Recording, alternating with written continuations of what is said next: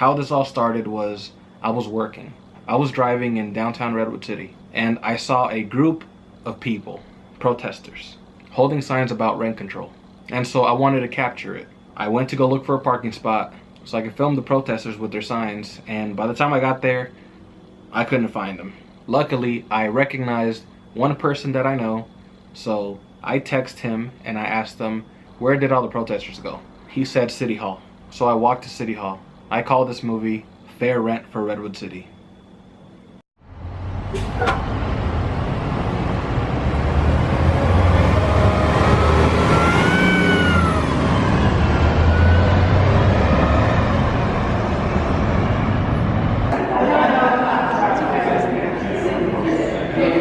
I'm here basically for fair rent for Redwood City.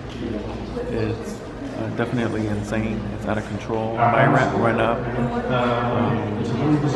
an unbelievable amount, almost from 1,200 to 4,000. Like absolutely insane. Like how can that be? There's something wrong here. Okay. Provide me your names. I will pull those out and give you each 1 minute as I'm doing everybody else. Okay. I'm giving everybody else 1 minute, but they're combining their time into 5 people. Does that make sense? So I will give each of you 1 minute.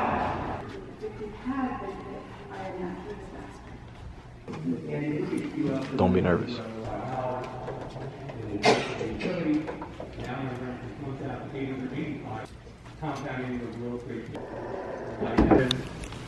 Unfortunately, I am one of thousands. My name is Roberto Regalado Jr., and I was born and raised in Redwood City. I worked for the educational system, both high school, college, and I devoted my time to improve the city by volunteering for many organizations. Earlier this year, I was selected to be honored as one of 150 faces of our community. Now, my city wants me out. My landlord recently sold the 6-unit apartment where I lived for almost 8 years. I started paying $1,200 and now I currently pay $1,450 for a 1-bedroom. The landlord introduced himself with a phone call last week and verbally said he will now be charging $3,000 a month starting January 1st. But recently, in a written letter he slid under my door, he demanded $3,600 plus $150 for rents, water, sewer, and garbage. We never had to pay this before. All we had to pay was for electricity and internet. The total rent starting January 1st is now $4,000 a month for a 1-bedroom. That's 23.33% increase since I moved 8 years ago. I'm clearly being priced out, evicted. Who can afford that? How insane is that? Do they want me to live on the street?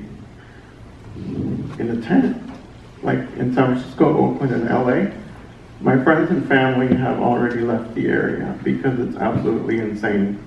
The reality, as we can see all around us, is that gentrification and displacement is rampant in Redwood City. Standing here today, it's quite obvious what happened to our beloved city. Were decisions made without thinking of consequences? Greed and profit has now ruined Redwood City. Our city is now overcrowded. Our freeways are overwhelmed. Our residents cannot afford to buy a home, so the future doesn't look so bright for our generations to come. On top of my busy daily life, I can't believe now I have to fight to live a decent, normal life. It has to stop. California needs rent control. Redwood City needs rent control, and it has to be mandatory. Redwood City needs rent control now. Sorry about that. I don't know what happened to me. That's fine. Thank you, Diana. Proud of you.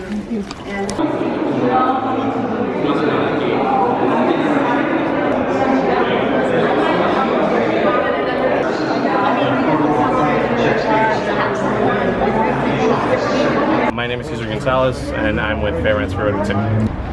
So we're outside the Redwood City Hall, where the decision was taken to give each speaker, everybody who came up here wanted to share their story, simply 30 seconds, which is not enough.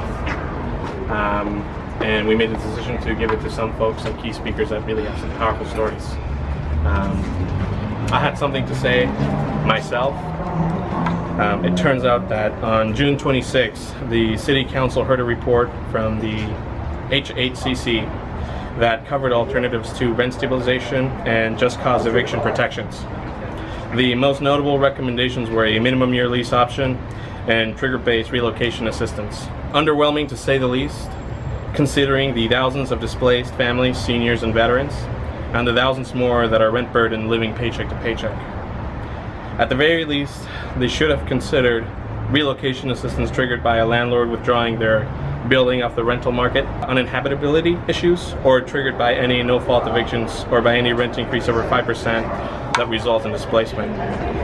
But more importantly, and the reason we were here was because rent control offers 47% of Redwood City households the most housing stability, which all of us need, including our mobile home parks. Now, in the past they've said they had no appetite for rent control, but we asked them to think of their community. Real people go hungry because the rent eats first. We need rent control, and we need it now. It is in their power to do more for renters.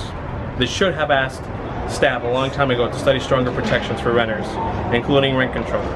All of Redwood City residents deserve safe, affordable, and stable housing. But based on how tonight unfolded, they seem too strongly disagree. My name is Jonelle.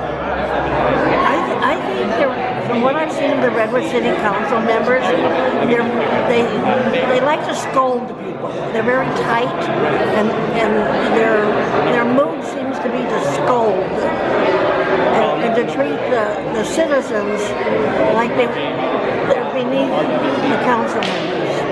My name's Anthony Bianconi. I'm standing up for rent control. I've lived in Redwood City. I'm a native.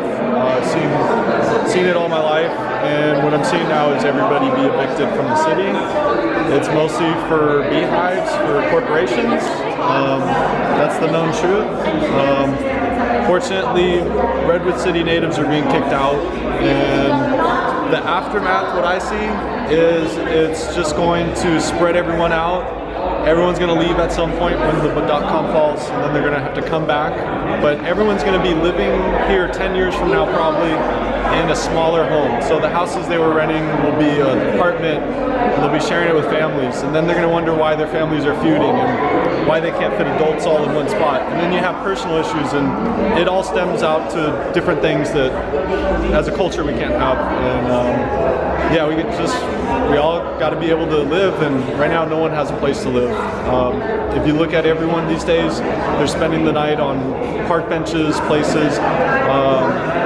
Everyone's a vagrant right now, and especially young men. Young men are vagrants more so than ever. And once everyone collapses, what are we to stand for? And that's what I'm seeing right now. It's just everything's collapsing. My name is Edie Keating, and I've lived in the Bay Area for most of my adult life.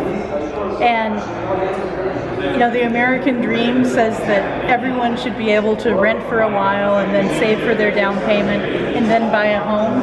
It's so broken here. And so we can't just leave everything to the market. We have to preserve communities as best as we can. And all those jobs that came, they need housing, and no one built enough housing for all the jobs that are here.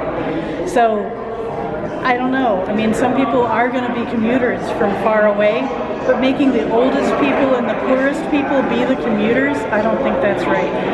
So, and I just feel like housing stability, because when you're in a community and you make all your friends and you find your favorite place to buy donuts, and you want to stay there, and you don't want to be pushed out. So giving people stability once they move in. Housing is different. It needs to be for the long term. And landlords don't want to understand that, but they need to understand that. We need rent control to make every landlord a good landlord. Thanks. My name is Cindy Cornell. I was born in San Francisco and lived on the peninsula my entire life. Tonight, on the way here to this meeting, I was listening to NPR, and there was a story about congressmen who were talking about tax reform. And one of the tax reform changes that some of the congressmen were talking about was removing the mortgage interest deduction. Now, a homeowner, when they buy a home, they're able to deduct all of the interest that they pay on their mortgage every year. It's a huge tax break, and it's to encourage people to buy homes. So what it is a regressive tax, meaning it's only a tax break, a tax credit for people who own homes. Now imagine if people on the peninsula lost that tax credit, lost that deduction, lost that break. People who own homes, they would lose their homes because so many of them are just clinging, tenaciously with these huge mortgages that they have and with property taxes that they have. So that's something for homeowners to think about. If you can imagine losing your home and being put into this rental market, then you can empathize with what people are saying about being renters. Thank you. Hi, my name is Patricia Oliver, and I want to speak on the rent control. I think it's just unfair to the low income and the people that, we're around here struggling. We're the backbone of this community, and I think, they ought to give us some compassion, give us a break, give us some low rent housing, so we'll be able to stay in this area, but they're doing nothing but pushing us out. It's not fair.